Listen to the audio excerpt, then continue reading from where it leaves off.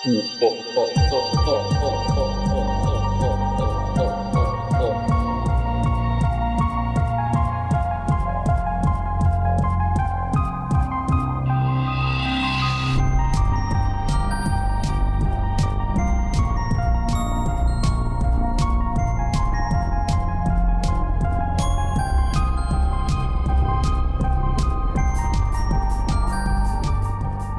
have more unfortunate news. Oh no. I for some reason I decided to listen exclusively to Hatsune Miku songs today. Oh. and I'm worried it's gonna become my fixation. Miku dayo. Miku dayo. I've got Miku brain rot. That's good. That's so good. I heard Miku say fuck today in a song, and it was Yeah. It was very unexpected. Have you ever listened to the songs with the boy twin? Yes. His are always inappropriate, I feel like. It because there's one song that pops up on TikTok every now and then, where there's a part where they like scream. Mm-hmm. Hold on, this is important. This is in the show, by the way. The song is called Ghost Rule. And there's a part where they scream, and so I pulled up on my drive home today. I was like, I bet there's a YouTube compilation that compares all of the Vocaloids doing this scream. Oh my God. And there was. It was like 16 minutes long. It was like, this is good. This is good sensory. So good.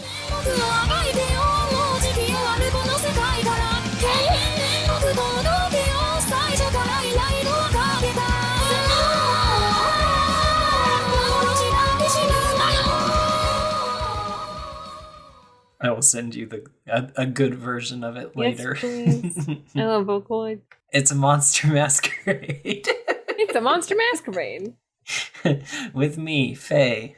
And me, Mint. I forgot to say my name.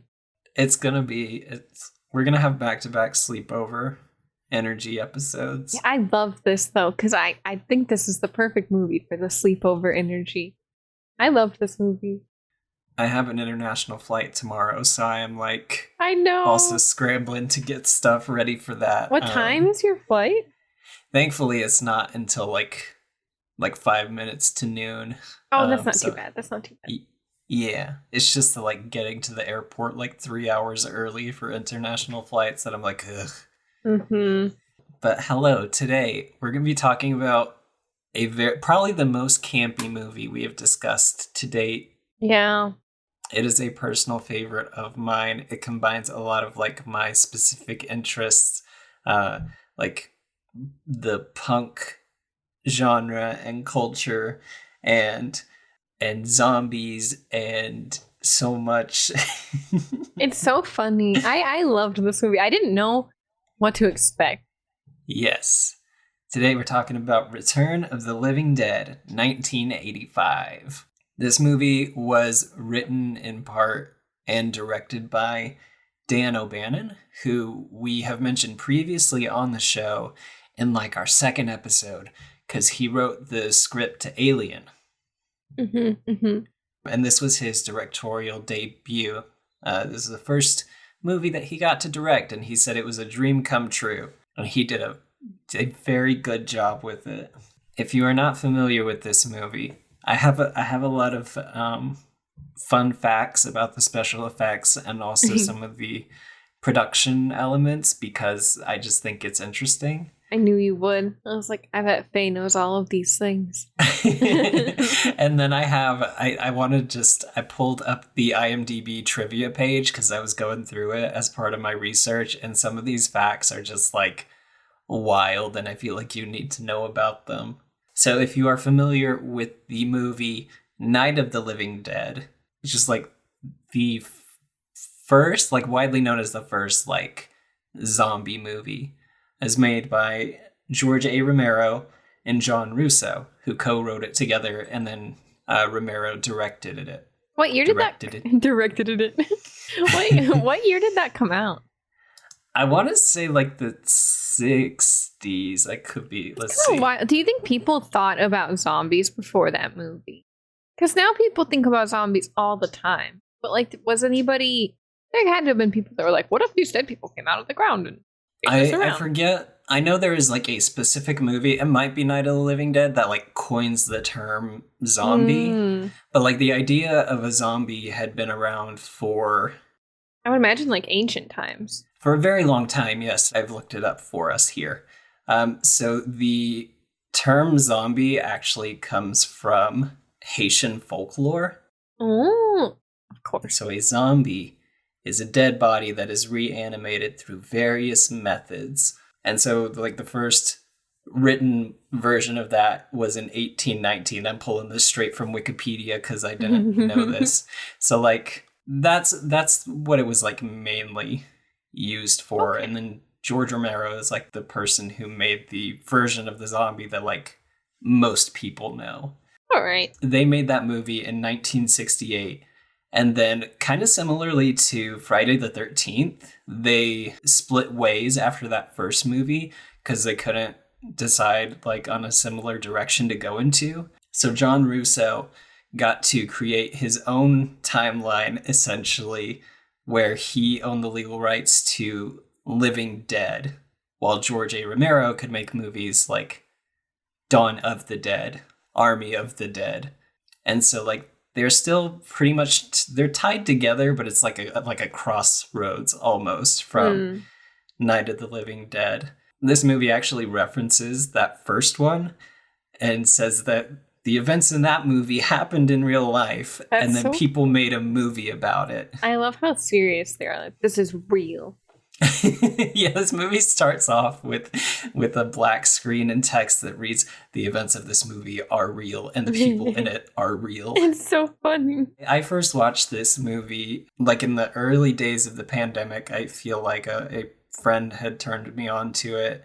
And I remember just, like, being blown away that, one, I had never heard of this movie, and two, like, how it created, like, a ton of tropes that we still see today. Yeah. So Return of the Living Dead, like, is the origin, as far as I can tell, for, like, zombies wanting to eat brains specifically. Brains.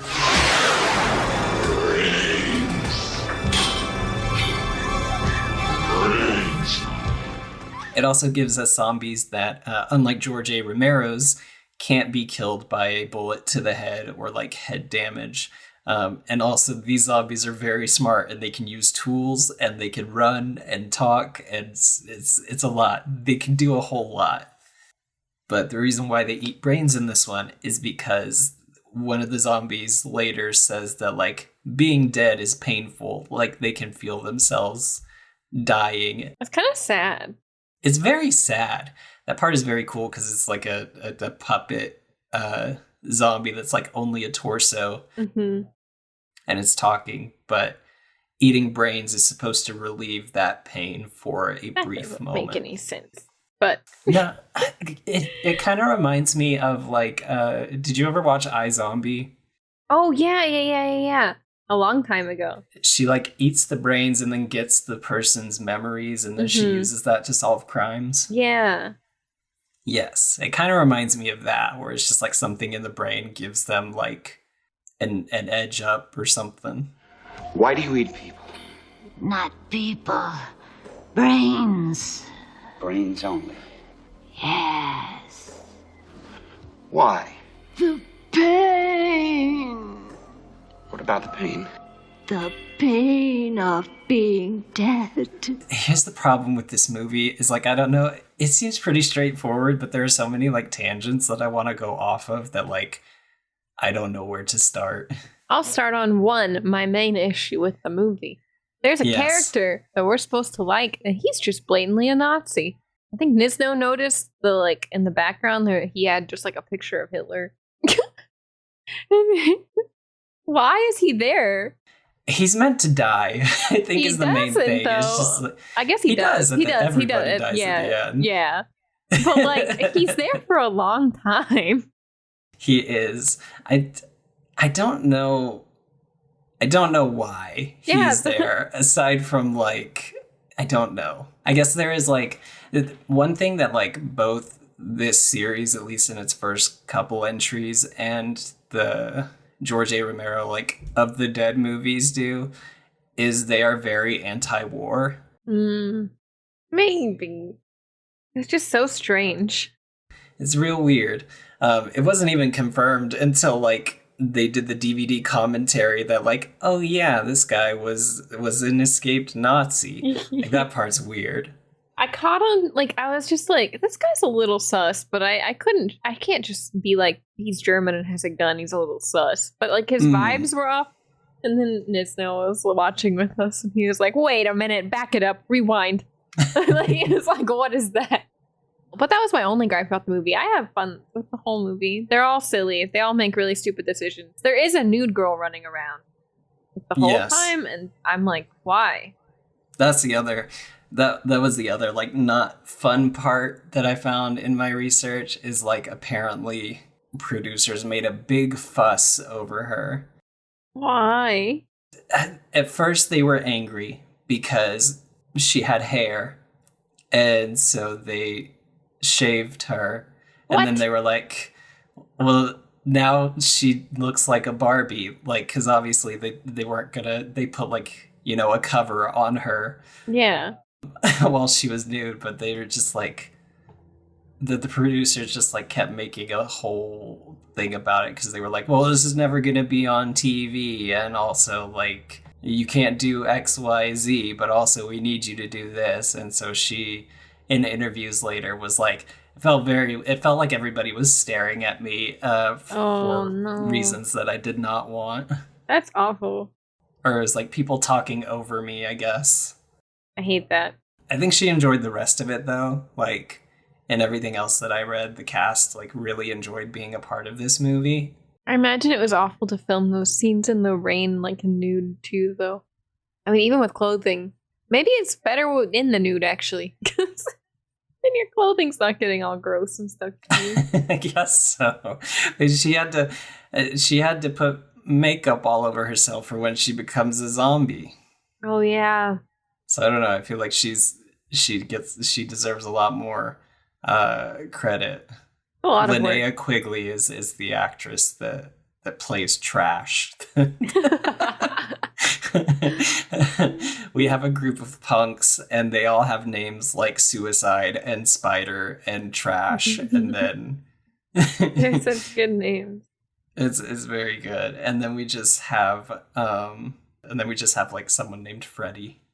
This group of friends, I don't know how they got together. Yeah, I do. It's like the weirdest grouping of people because you have like a yuppie, like stockholder's son, a party girl, like 3 punks, and then one girl who looks like she's just ripped from the 1950s, and it's just a weird group of people. I want to know how they met. Like, I want their backstory. Like, I'm sure they all went to school together, but why are they friends? They probably just all met at a party or something. Yeah, they want a party. That's their connecting factor.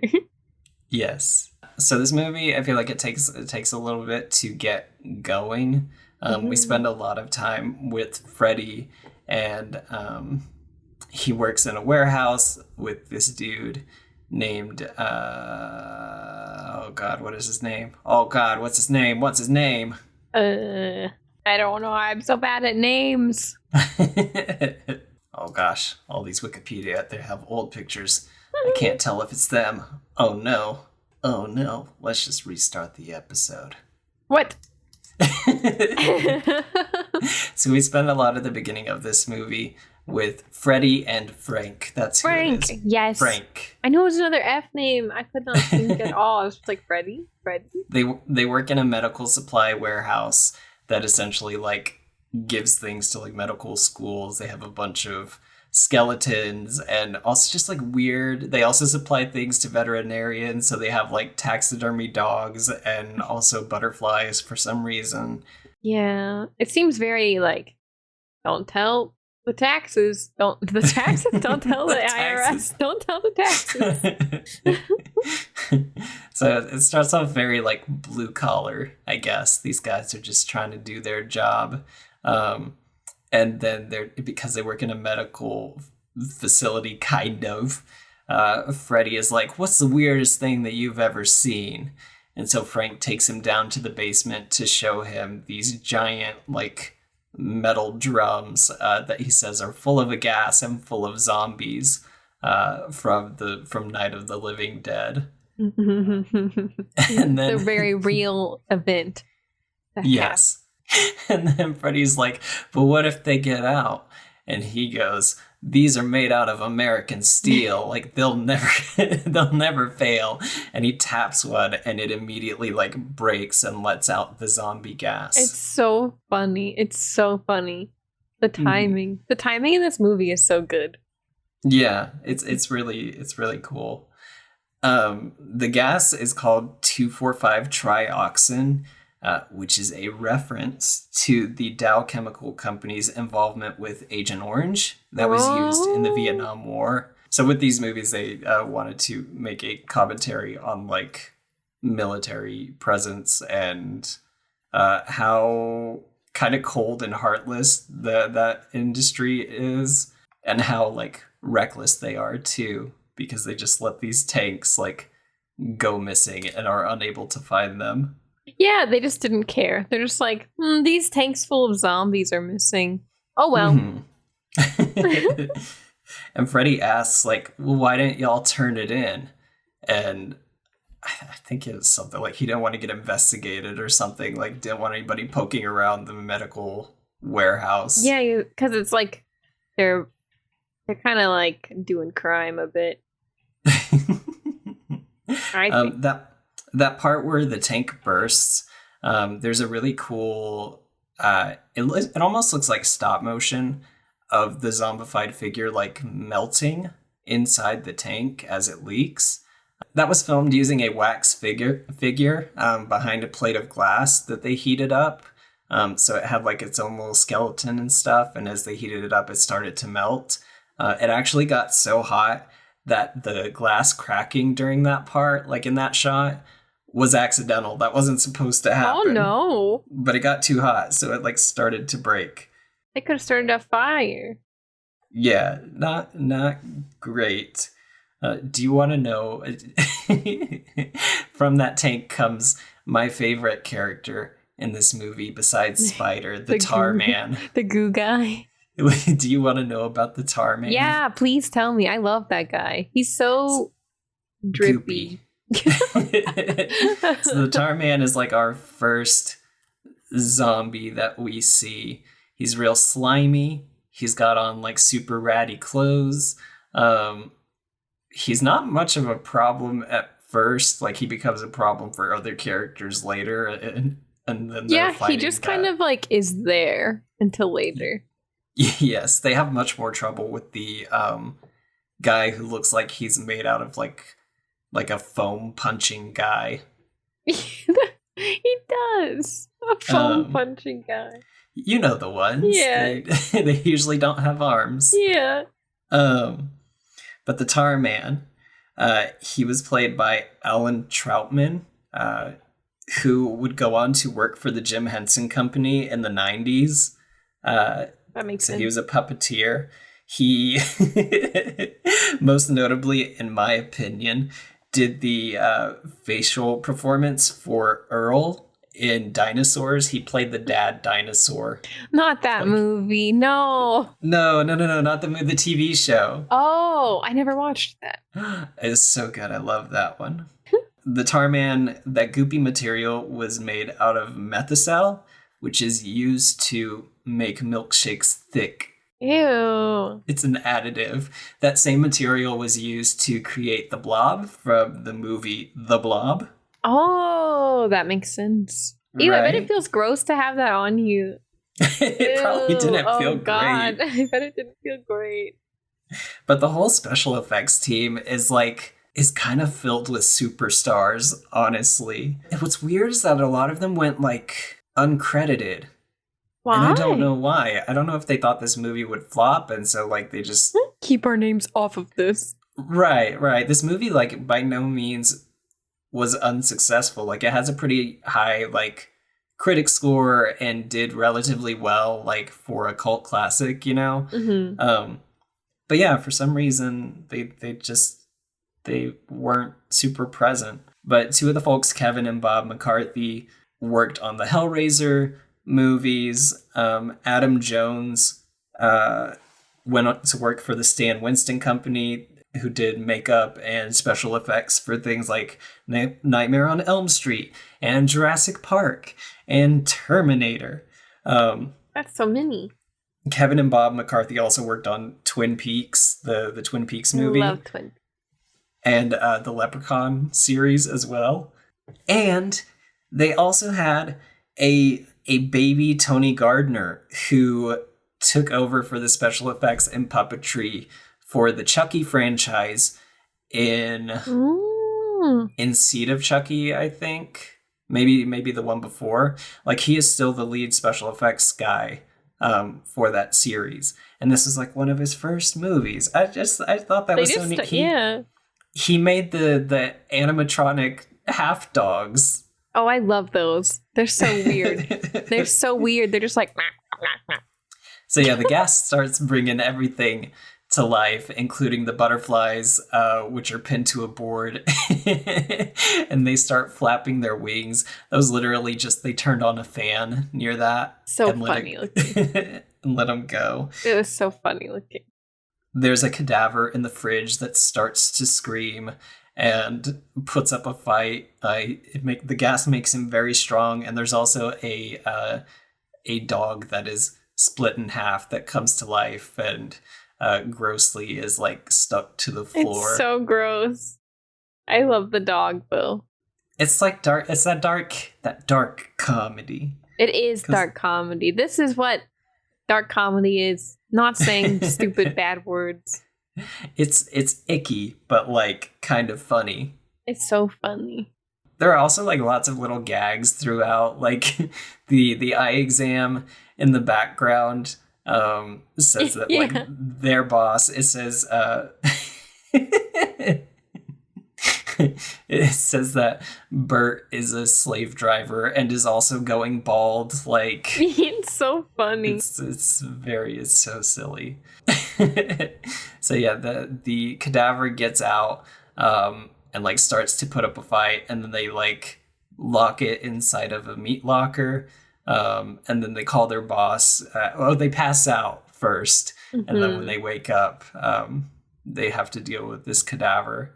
And so their boss, Bert, shows up, and they try to kill it by stabbing it in the brain, I think with like a crowbar or something, but it doesn't work. And then they're like, but it worked in the movie. That scene is so good, too, because the boss is like hiding really far away, and he's like, now you get the door and you bonk, and he's like hiding behind everything, and then it goes straight for him. He does that like 3 or 4 times throughout this movie. So good. He's like, okay, y'all go over there. Do that. I'm gonna be over here. Oh, it's so good. So they they manage to get the cadaver down, and they chop off all their limbs, but the limbs are still moving. It's also, this cadaver's kind of like a Ken doll too. It doesn't have a peepus. Or at least I don't think they shot it in a way that you can tell. Yeah. I'm like trying to remember if we ever saw the full. I didn't see a peepus. I saw no peepus. I think we see its butt, peepus. And it like tries to like choke them and stuff. They chop it up, Little Shop of Horrors style, and they put it into a bunch of bags. And their plan is to go next door to the crematorium and just burn it so that it'll die, because they still don't want to call the military. Which is so dumb. They should have, well, I guess maybe foreshadowing, maybe they shouldn't have called the military. They get to the crematorium, and this is where we meet the Nazi in hiding character whose name is Ernie. He's so weird. He's a real weirdo. I just like very quickly was like, this guy's sus. Uh-huh. And then it's like, yes, I see. He says some, like, after you, like, we saw the picture, he says some, like, pretty obviously sus stuff, too. Mm-hmm. It's like, It just seemed unnecessary. Yeah, I don't really get it. I think that probably was just, like, a like a dark comedy thing that maybe did not age well. It wasn't part of the plot, like, at all. I think that might be a failing because, like, the punk scene also had to deal with, like, you know, the emergence of skinheads, but then they don't have any, like, conflict between our punk characters and this guy. So it's a missed opportunity, maybe. Very strange, but the whole movie is strange, so. Mm-hmm. They have to convince him, because him and and Bert, the big boss of the warehouse, have like known each other for decades. Apparently, the crematorium guy's name is Ernie, so it's Bert and Ernie. But Dan O'Bannon was like, "I've never seen a Sesame Street. Like, I didn't know that those were two characters." I've never seen a Sesame Street. Oh my god. That part's just a coincidence. That's hilarious.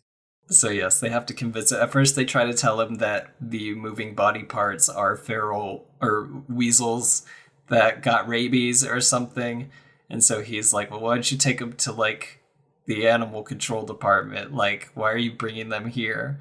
And they're just being weird and sketch the whole time. But he finally agrees after I think they pull out the arm and it tries to... does it rip his pants or does that happen later? I don't remember if it happens. I think that happens. No, it happens then. It happens then. Because it messes up his suit. Yes, his his burgundy tracksuit. His burgundy tracksuit, which should already be a red flag. Yes, the man is nasty too. He's like drinking coffee. Ew. And I forgot about that. yeah, and his apron is all like covered in blood. There's no hygiene. This man would not pass an OSHA test. No. So while all this is going on, we're introduced to our punks who are waiting for Freddy to get off of work so they can go party. Party. All I want to do is party. That line is so fun. All I want to do is party. Oh my god. She's so annoying. She's so weird. They're so weird. They're so weird. And Suicide, who is like the most abrasive and probably like most punk looking out of the group, is just like in a bad mood the entire time. I love him. He's so funny. Him dying is tragic because I wanted him around more. Yeah, it's real sad because I don't like the other guy. He's kind of a nothing character. Yeah. Suicide's so funny. He's just constantly like, I'm thinking right now, leave me alone. Because Trash is like so horny all the time. Yeah. And like she gets horny thinking about death. She's like talking to Spider in the cemetery that's called like Resurrection. It's Resurrection Cemetery. And they're talking about just whatever. And she's like, do you ever think about death and how you want to die? And he's like, no, I try not to think about that. And then she's like, I want to die by a bunch of old men just on my body. It's so weird. It's so weird. It's so weird. And then she starts stripping and doing a naked dance. And they're like, oh, she's taking her clothes off, like, because it's a normal occurrence for her. They're like, there she goes again. They're not even like, woo! They're just like, ugh. Like, yeah, like, oh, great. She's gonna dance naked again. That cemetery is like real gross and swampy too. Like, yeah. I wouldn't. No, the whole time I was like, she's gonna get an infection. Mm-hmm. I guess it doesn't matter, but. And so when she's interacting with Suicide after, and he's like all serious, and she's just like trying to get it on with him, and he's like, fucking cut it out. What do you think this is all about? You think this is a fucking costume? This is a way of life. Oh, yes. Hey, what's wrong with you, man? Show some fucking respect for the dead, will ya? Ugh. There's a part where, I forget what it is, but he, like, points at all his clothes and accessories, and he's like, you think this is just an outfit? This is a way of life. It's so funny. That's how people sound on TikTok. He would love TikTok, or he would secretly love TikTok. He'd be like, I don't use that. I don't use the internet. And then he'd be like watching TikToks all the time. Arguing with people on Reddit about what true punk is. You're a poser. He probably would. While they're partying, they're burning up the body, and it creates this like real nasty cloud that quickly turns. We get to see the water cycle in full. It goes so fast. The fastest water cycle. It goes so fast. It turns from smoke into a rain cloud, and then it starts raining with all of the zombie animating juice, the trioxin, over the cemetery. And our punks like start freaking out because it burns and does not feel good. Trash in particular, because she's naked, like as soon as they get back into the car, which doesn't have windows because Suicide got angry and punched was them like, I punched all out. the windows out. And they're like, well, why? It's so silly. He gets so mad, and it's just a good movie. I think this is the first movie that I've, like a horror movie, that I've watched with Snow where he like loved it. Like he loved this movie. There was a time where he had to like pause the movie and go walk Piper, and he was talking about how much he loved the movie. Oh, that makes me happy. Yeah, he was like, this is the funniest movie I've seen. Like he was like, so good. Like, yes, thank you. That made me really happy. Freddie's girlfriend Tina like wandered off from the group before this to go look in the warehouse because I think he's supposed to get off at like 7 p.m. or something ridiculous. And while she's there, she finds the Tarman and hides in a locker. And then we see him like start to use like a pulley system to try and get it open as she's just like screaming the entire time. I love that the zombies, I don't know if this is where we see this, but the zombies can like talk and call, like they call other people to come there. It happens in a bit, so in a little bit. Funny, it's so good. Because Tarman wakes up and they get down there and they try to like fight him off, and he immediately like takes a bite out of Suicide's head and kills him. It's so sad. It's weird that he doesn't reanimate later. Yeah, he just died. He just dies. Also, what kind of teeth do these zombies have? Why are they just biting into skulls like that? They're real strong. They're really strong. So yeah, after they get away from the Tarman, they like lock him up in the basement. They realize like, oh, we saw Freddy go into the crematorium earlier. Like maybe we should check over there to see if that's where he is. But they have to cut through the graveyard for some reason, which is where we see like all of the zombies like start to rise. There's a shot that they use like 2 or 3 times of like a zombie foot like getting doused with the water and like coming to life and stuff. I think it's that shot that when Dan O'Bannon saw it for the first time, he was like, that's just the test footage, right? Like that's not the real special effect that we're using. And they were like, no, that's what we got. And then it ended up being used like a ton of times. Like, I don't think it's that bad. It's not that bad. It's just camp. Yes, there's a skeleton that pops out of the ground that has full eyeballs. The eyeballs in the skeleton are so silly looking. They're so It feels silly. very Evil Dead. Yeah, or like Goosebumps. And then we just get a bunch of business zombies and people in suits and stuff. And Trash gets her wish and she dies by zombies. And then she later comes back as a naked zombie. Naked zombie. I feel like her hair gets even like brighter red when she comes. She's a very cool looking zombie. She's cool. Yes. I think they also get separated, like the party girl and the business boy get separated from the main group and they end up hiding. So Spider and Tina and the other punk whose name is Scuzz. I did not know that until now. Oh. I forgot about Scuzz. Scuzz is just off-brand Suicide. Yeah. He also does not live very long either. No. But yeah, they get in there and they think that like Freddy and Frank are being hurt because they like are crying out in pain, and they just like don't look well. They've been like progressively getting worse since They their look real exposure. bad. Yeah.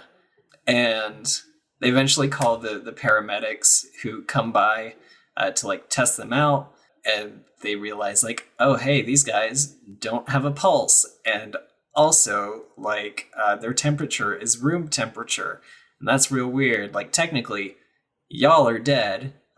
Yeah. Freddy gets real upset by that.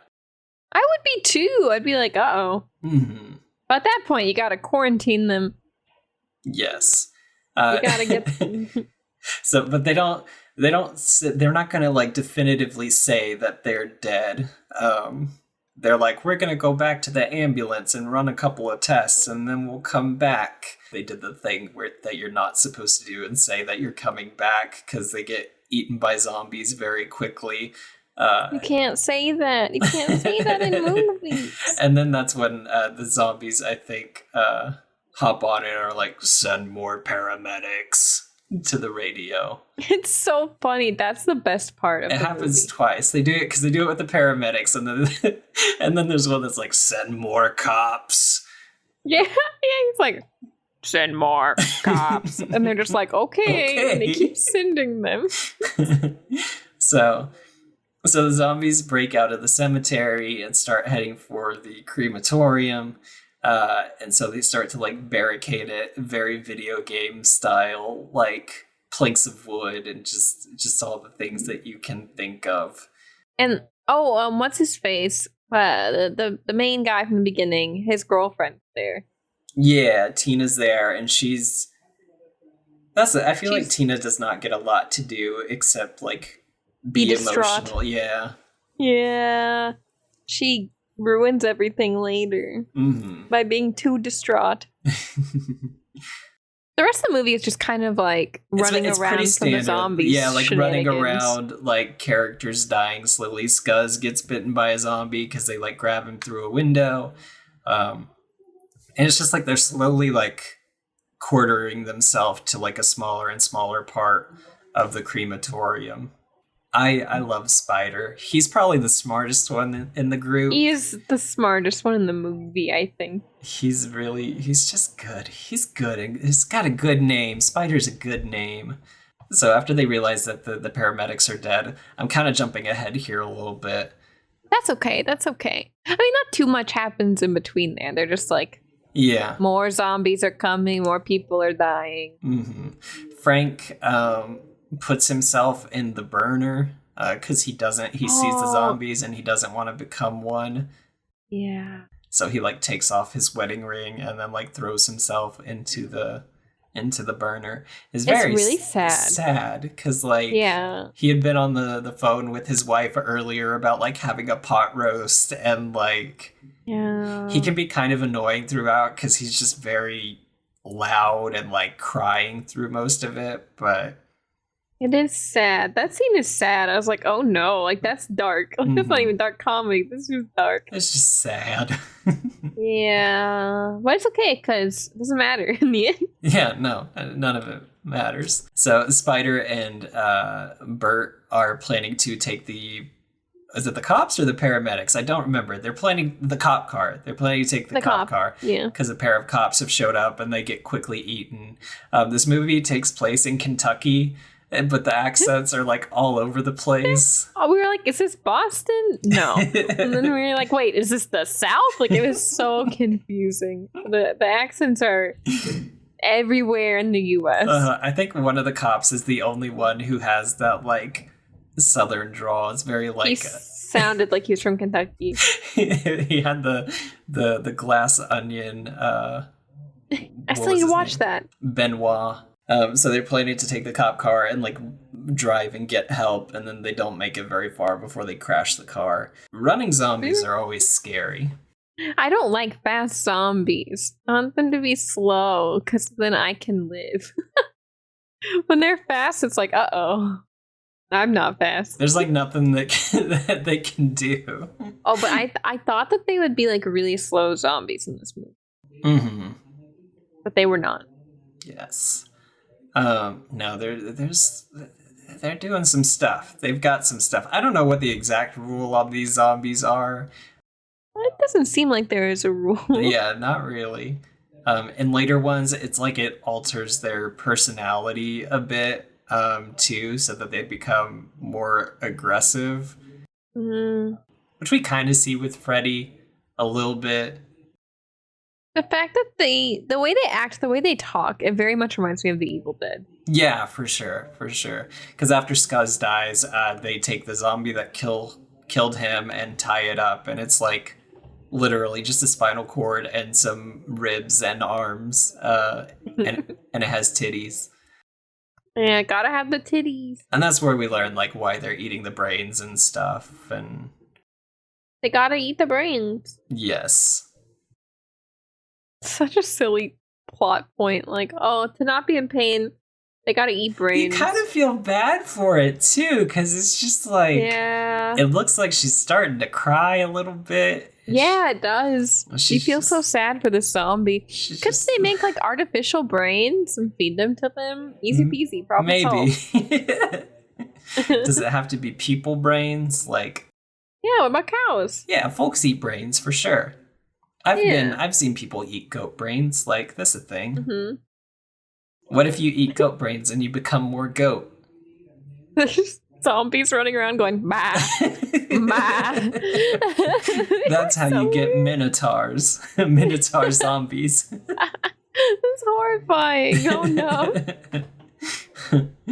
So yeah, Spider and Bert make it back to the warehouse where they find the Tarman and also the other two characters who I just like don't care about that much. There's a funny part where the party girl and the business boy, where she's like, I never liked you, but I don't want to be alone right now. It's like she can't even say anything like nice about him. Yeah, she's just like, I didn't like you ever. Because he's trying like the whole first half of the movie to be like, hey, what if you and I got together? Haha. She's just like, no. No. No, get away from me. So yeah, they get back. They fight the Goo Man. They fight the Tar Man, and they don't kill him. What happens to the Tar Man? What happens to Tar Man? I don't remember. Does he just get locked up? I think, yeah. Because they gotta They gotta get to the basement. Because there's a phone down there. Oh yeah, well they're like, he's down there. Or whatever. Maybe they put him in the freezer where the cadaver... I can't remember. It's not that important, honestly. Half the podcast is like, what happened to the Tar Man? What happened? He comes back in the second and like fifth movie, I think.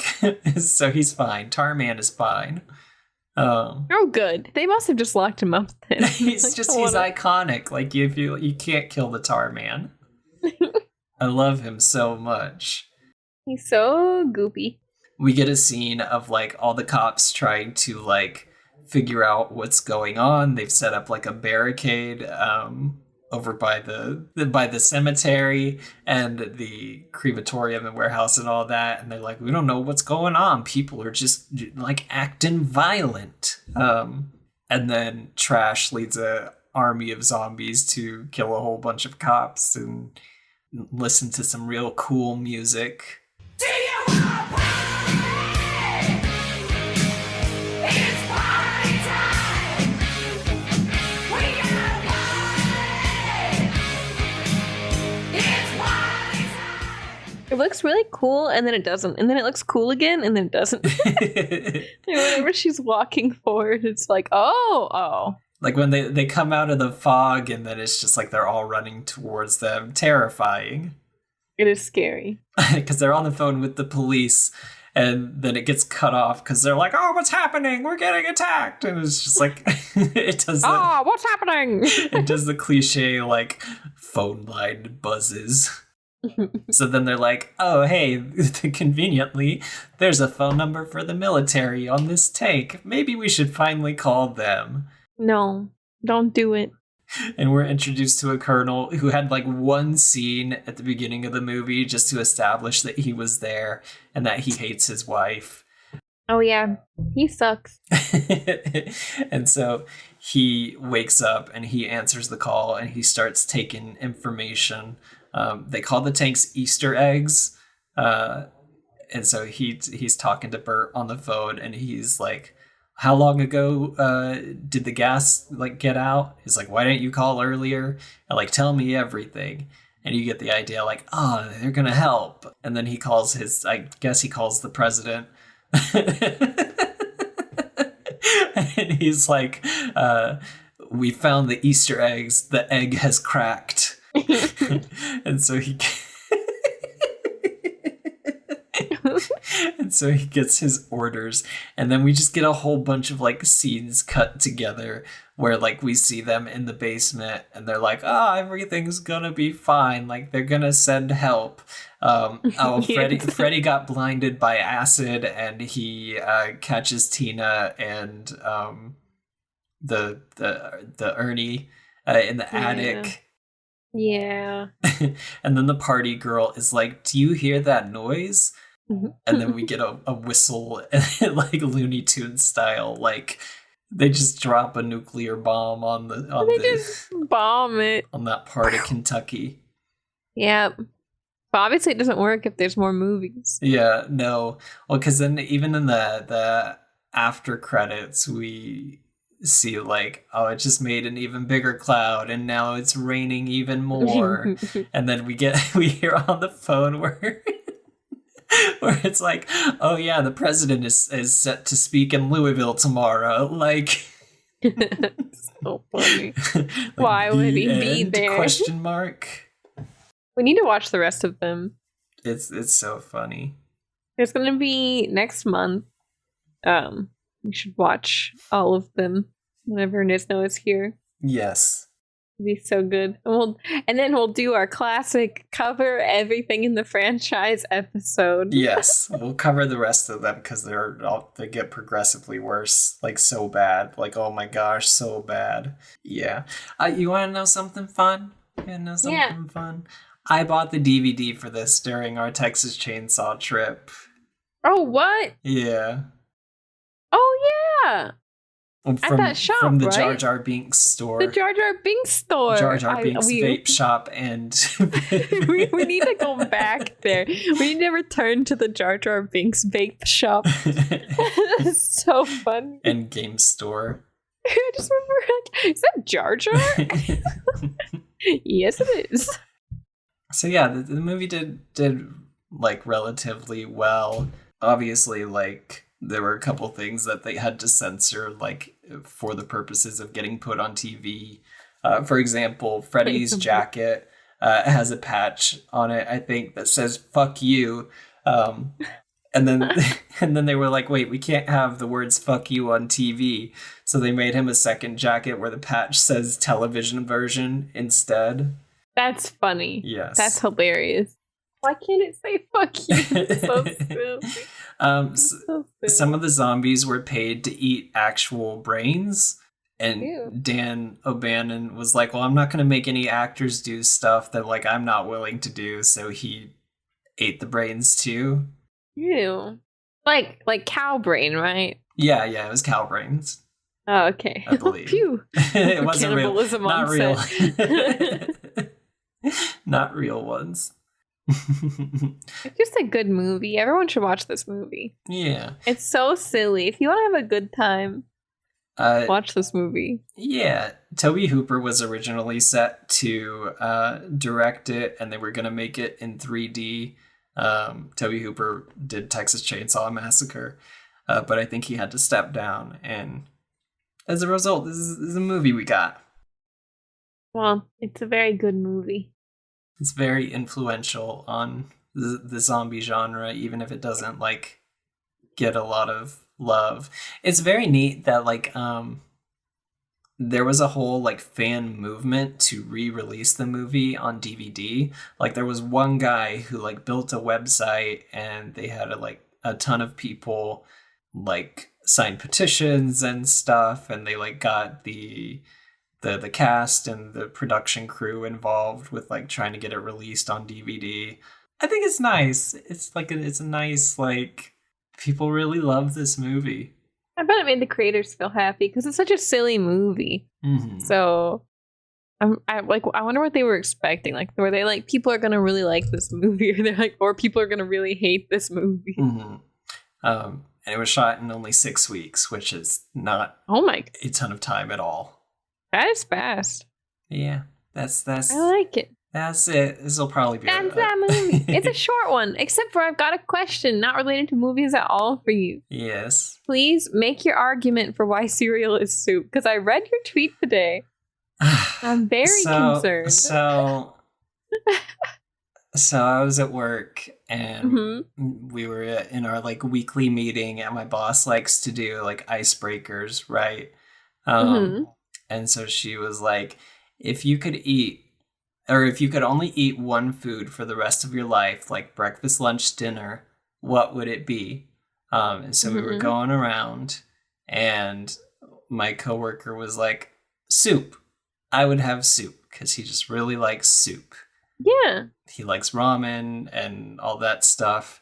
And so he answered, and they were like, oh, okay, soup, yeah, soup. And then they got to my turn, and I was like, I would probably do pizza because I feel like you could swap out the toppings. You get like a little bit of all your food groups. They used to have like a breakfast pizza when I was in elementary school that was like so fucking good. They got dessert pizzas. And then like immediately after saying that, I turned to him and I was like, does cereal count as soup? Because like I wanted to like... Because cold soup is a thing, like gazpacho is a thing. Yeah, but is it... I don't like cold soup. And very anti-soup in my brain. And if you're like, well, it can't, because it's wheat, like, what do you think noodles are? What do you think dumplings are? Oh. So I don't drink the milk whenever I eat cereal. I think some people do. Yeah, they do. No. No. But I did make the argument, I think that oatmeal is like a stew when it has the dino nugget, or not dino nugget, the dino eggs in it. But it's too thick to be a stew. The stew is thick. I make my stew thick. Like chunky? No, like a you put a little cornstarch in to make it more like a gravy than oatmeal is not like gravy though.